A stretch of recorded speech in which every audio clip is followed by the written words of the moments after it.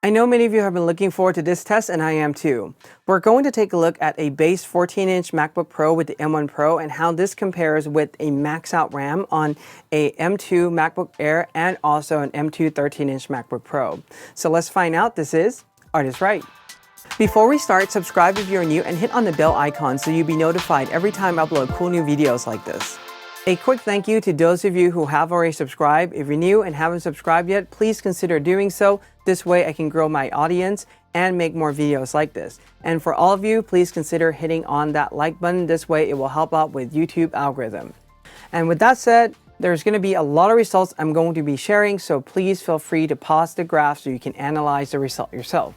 This being said, what I really want to know is how these M2 machine would perform against a base 14-inch MacBook Pro with the M1 Pro chip on the inside. Especially if we max out the RAM on these machines to 24 gigabytes in both the M2 MacBook Air and also the 13-inch MacBook Pro M2. And when we configure the SSD on these machines to be the same size as this 14-inch MacBook Pro at 512 gigabytes. At this point, we're looking at these two machines.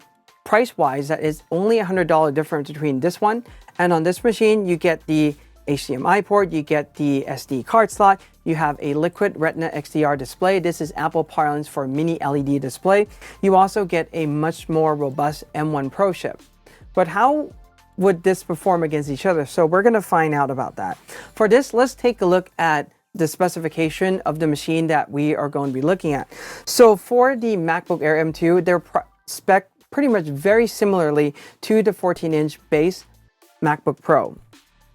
For this, it is an M2. It is the one with the 10 GPU, 24 gigabytes of memory, so we're giving it the upper hand on the memory part.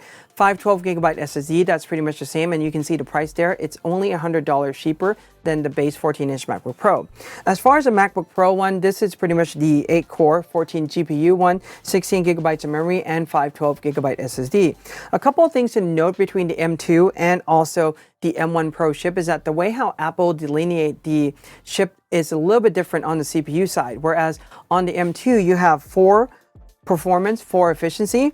On the M1 Pro, you have 6 performance and 2 efficiency. So they are divided a little bit differently, and we're going to see how they perform against each other.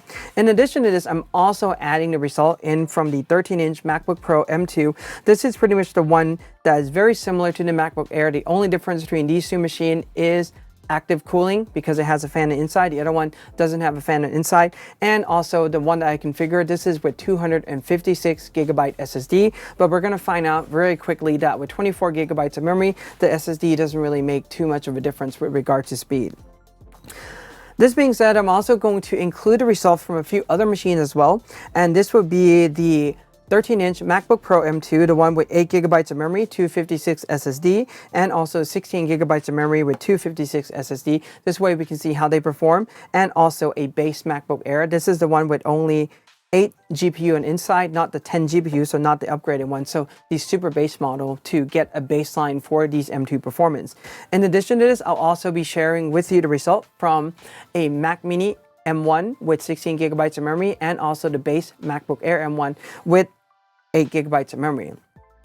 I'll also be skipping sharing any result and comparing this with any Intel machine. If you want to see the result for those, I'll leave a link to my Ultimate Mac Studio comparison that has the result from the Intel machine, including the Mac Pro with 28 cores and also the 2019 16-inch MacBook Pro as well. And you can get an idea for how the M1 variety perform against those Intel machines.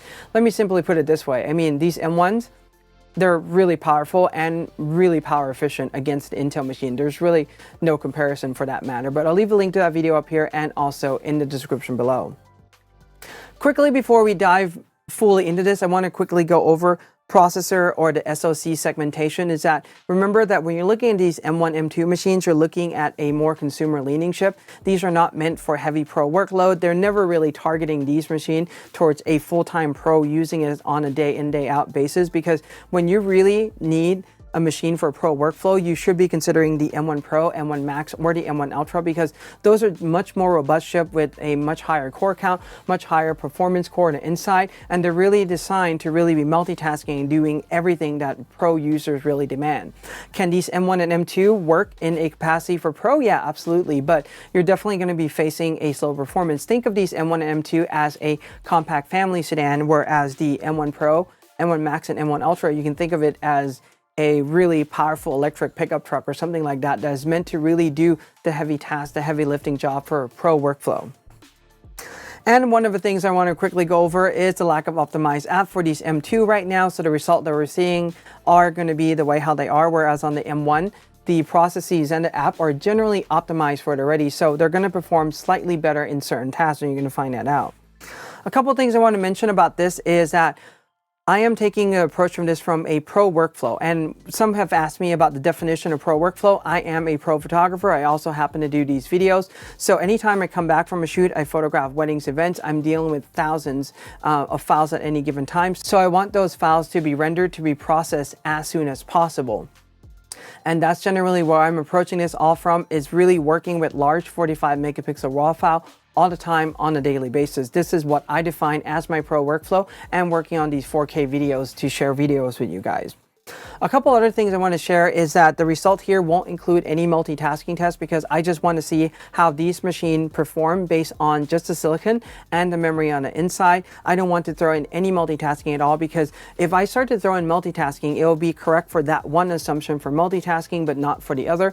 And if I have time in the future, I may do some multitasking tests similar to the multitasking video that I've done already. I'll leave a link to that up here and also in the description below. But right now, what I really want to know is how these machines would perform with the memory configured as they are, how the chip and everything would perform in these programs just using the application as they are.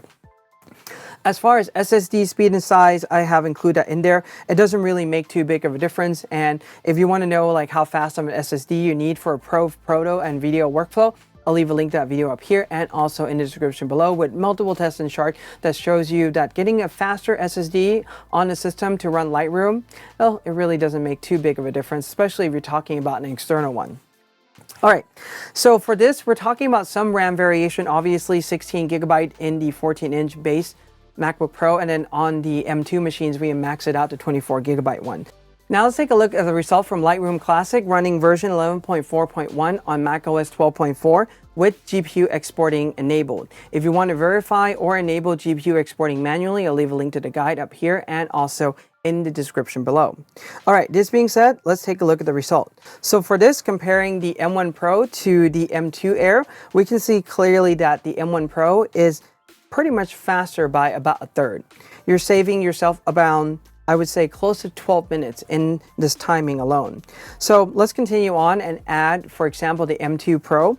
So when we add the M2 13-inch MacBook Pro in, you can see that you are still saving time, that the M1 Pro is still faster, but that gap has narrowed down quite a bit with active cooling on the system. So instead of looking at about a third time, like 12 minutes slower in the Air, we're now looking at maybe about 4 minutes or so time variation. So you are really closing that gap. And remember that these M2 are not optimized yet. So once they are optimized, I'm thinking we're going to see the timing nudge even closer to this base M1 Pro. But as of now, if you are working with a lot of raw files on a daily basis and you want to have the fastest machine right now that's working properly on day one right away, well, I think that the M1 Pro is definitely something to consider at this point in time.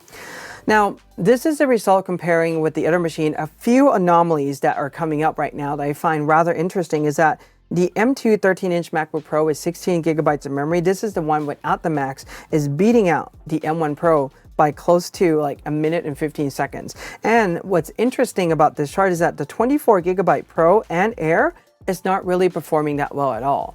A lot of this I really attribute to the optimization. It doesn't know how to utilize the resources that is available to the program. So what about exporting? Well, with this, we're using GPU exporting, and we can see that there is a variation between these two. We're talking about double the amount of time for exporting on the M2 Air.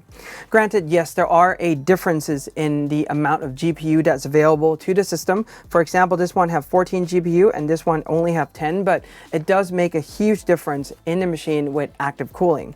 All right, so let's throw in the M2 13-inch MacBook Pro with 24 gigabytes of memory in, and you can see right now that this machine, the M1 Pro, is still faster than the rest of the machine in the lineup, with this one coming in at 21 minutes and 36 seconds. You can kind of see there that there is about, I would probably say, like a third of a time difference. However, it's not really quite, double the time difference in the MacBook Air. So these are just some of the variations to consider when you're going out there to really build your machine and considering which one to get. Comparing this with the result for the rest in the lineup, amazingly enough, in this result, this is really mind-blowing every time I have a look at this, because I ran this test multiple times, and the Mac Mini M1, it's pretty much like head-to-head with the M1 Pro. Now that GPU acceleration on exporting have been enabled in Lightroom Classic, I mean, this is really astonishing. Next one down, we can see that when it comes to all these machines, giving it more memory is definitely going to help, and also active cooling. So we have the 24 and 16 gigabyte MacBook Pro. Then we have the MacBook Air with 24 gigabyte trailing right behind there. And then you can see all the other machines with 8 gigabytes of memory, just pretty much falling right down there to the very end, including the M2 Air that has 8 gigabytes of memory that is just slightly faster than the M1 Air. Now let's have a look at the result from the HDR Merge. For this, amazingly enough, the M2 Air is faster than the M1 Pro by around 4 seconds. A lot of this, what I would attribute to, is just the faster core performance in these machines in general, because when you're really doing a lot of these HDR Merge, is really using a lot more of the CPU rather than just the RAM on the system for these. When we add in, for instance, the 13-inch MacBook Pro M2, you can see that the timing is pretty much the same, passive or active cooling, but in this task, you're not really running it long enough to really heat up the chip, so that's not really a problem at all. And you can see that the M1 Pro is lagging behind a little bit. Adding the result to the other machine, you get to see the spread there between all the machine in the lineup. The M1 Pro is just mixed right there in the middle with like the Mac Mini and the M1 Air with 8 gigabytes of memory. So I would say that they're only a few seconds apart. This is not necessarily like a big deal overall, but it is definitely something to consider. Now let's have a look at the result from Panorama Merge. This is taking 14 36 megapixel file to create a 314 megapixel DNG. For this, the M2 Air is winning out, and that is because it has more memory. This is a task that requires a lot of memory on the system, and giving it more is definitely going to speed up what you do. When we add in the M2 MacBook Pro in, you can see that it is faster. However, the performance is pretty much within range and only a few seconds apart from the M2 Air, which I find very interesting. However, I have one more surprise result to share with you, and this is a chart that I'm going to share on specific tasks that use a lot more memory. So if we configure this base M1 Pro and upgrade one thing to 32 gigabytes of memory, we now have a time that is faster than the 13-inch MacBook Pro M2 with 24 gigabytes of RAM on the inside. However, I will also say that the M2, this one right here, it's really giving the M1 Pro a run for the money because it is within a few seconds of each other. So a couple of things to consider as well is that this machine, upgrading to 32 gigabytes of memory, you're talking around $500 more than this configuration that you're seeing right now. So there is a price difference between these two, and considering the price difference, you may just be better off with the M2 13-inch MacBook Pro with 24 gigabytes of memory, or maybe even the Air with a much sleeker, lighter design. Who knows? This will ultimately depend on your workflow, but I thought this would be something interesting that you want to see. Here's the result comparing with the other machines in the lineup between the M2 and M1 chip. And now let's have a look at Lightroom. This is version 5.4 running on macOS 12.4. For this, the M1 Pro is winning out by, I would probably say, around close to 6 minutes or so. So it is somewhat of a significant amount of time that you have to wait for the machine to finish the task. And when it comes to export tasks like this, giving the machine more RAM and also more performance core, it's going to make a difference. And even though the Air have more RAM on the system right now, it's still not beating out the M1 Pro just yet. The result's going to be very similar even when we add in the M2 13-inch MacBook Pro. It is a little bit faster than the Air because of the active cooling. However, it's still not beating out the M1 Pro, the base chip, just yet.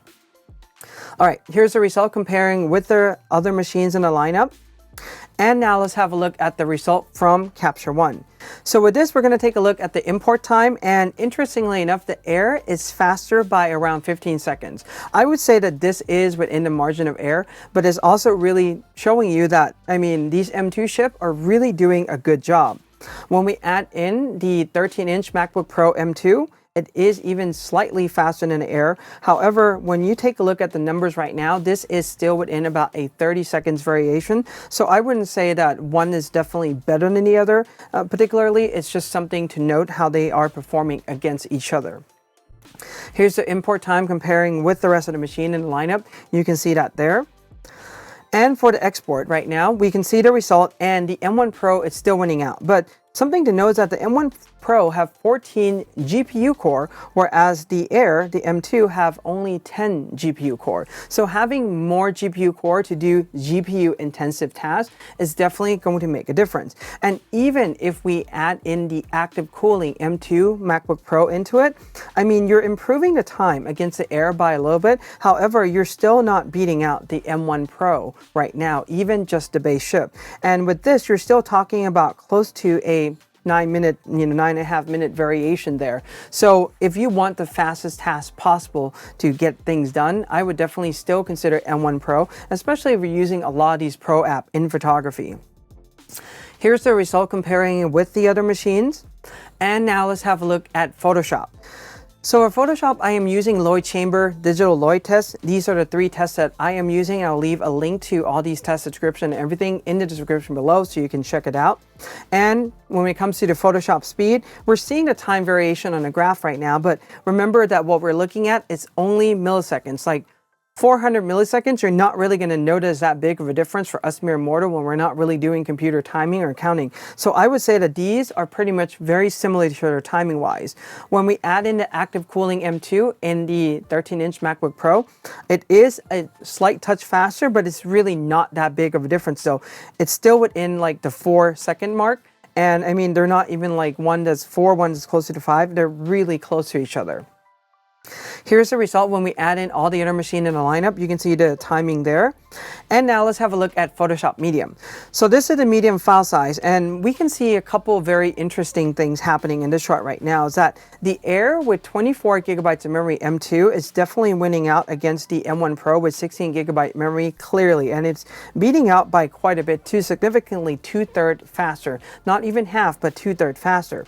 And when we add in, for instance, the 13-inch MacBook Pro M2 with active cooling, we're talking literally about a quarter of a time that it would have taken the M1 Pro with 16 gigabytes of memory to run. But I want to give us one more food for thought, and that is what happens if we throw in the MacBook Pro 14-inch base model with 32 gigabytes of memory. As we're seeing right now, with 32 gigabytes of memory, it's nudging really closely to the M2 13-inch MacBook Pro with 24 gigabyte. However, it hasn't really beat that out yet.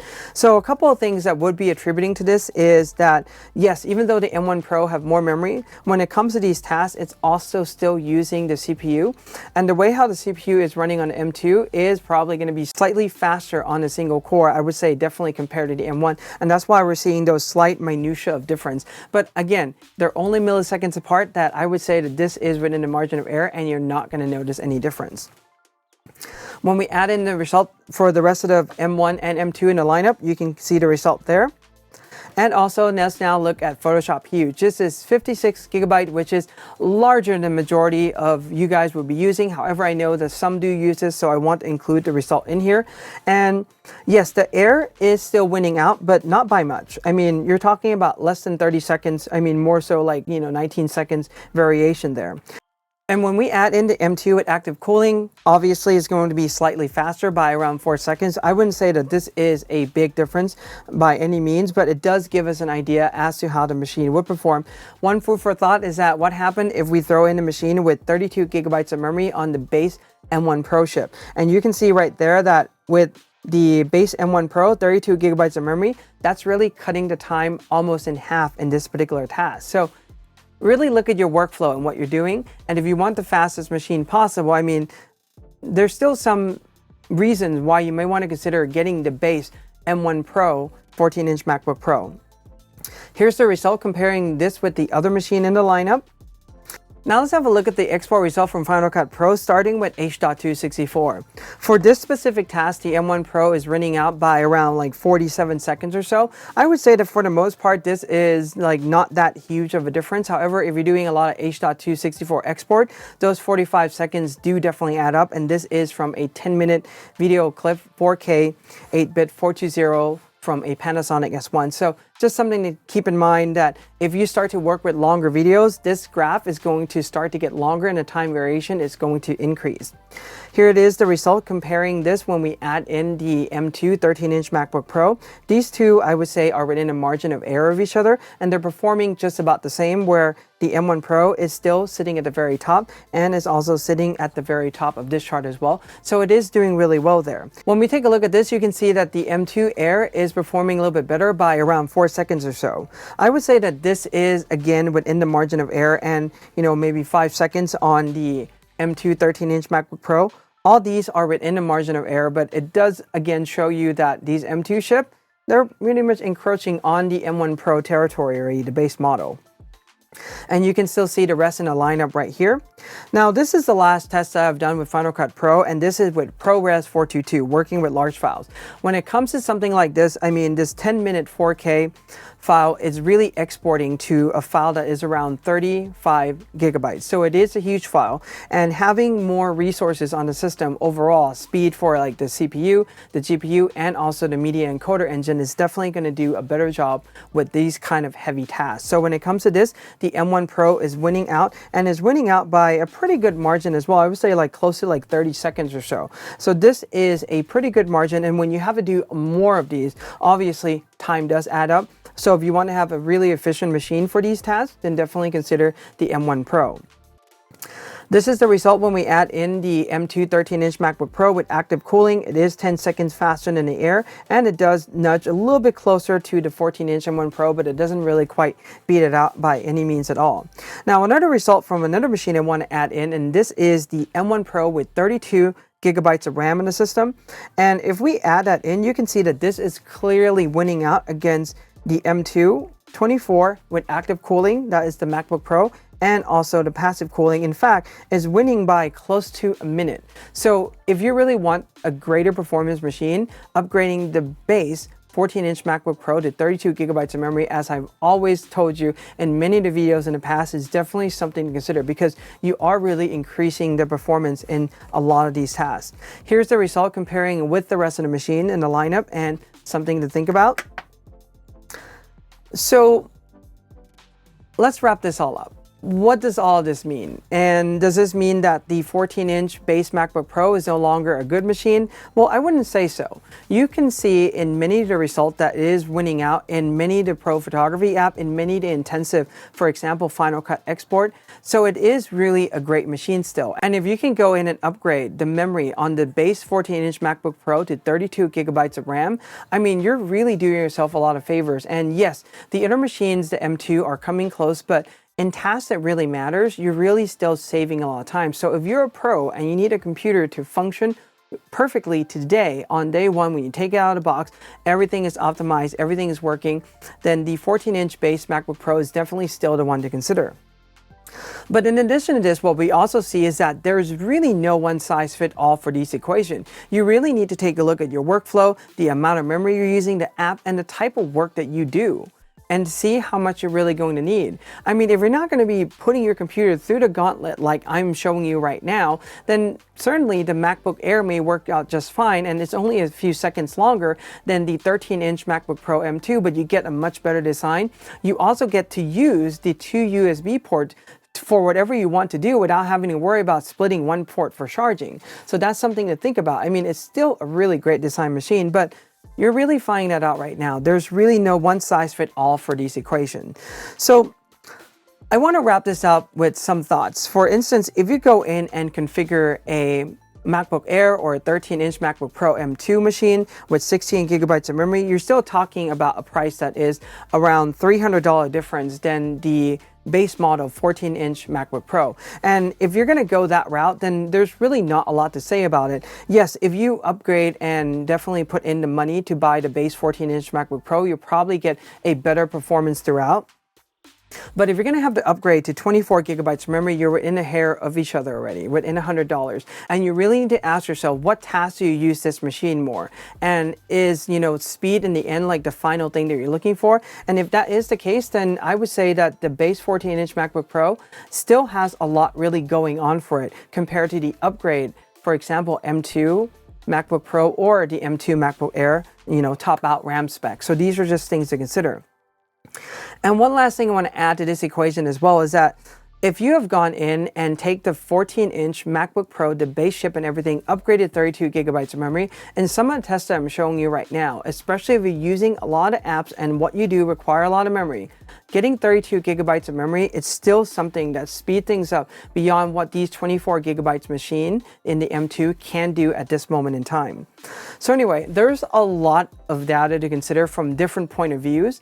Feel free to, again, watch the video over, pause at the chart, analyze the result, take a look at how these machines all compare to each other so you have a better idea for the machine that is best fitted to your workflow. For me, I would say that if I'm constantly working with these photo files and these projects, this is definitely the machine that I would consider giving these three options that I have on the table right now. So the 14-inch MacBook Pro, the base model, is still really good. And personally for me, I would probably go in and upgrade to 32 gigabytes of memory. This way I have more room for this machine to work well into the future. Anyway, I hope that you find this video helpful. If you have any questions or comments, leave them below. Give this a like, subscribe, and hit the bell if you're new. And, we trust.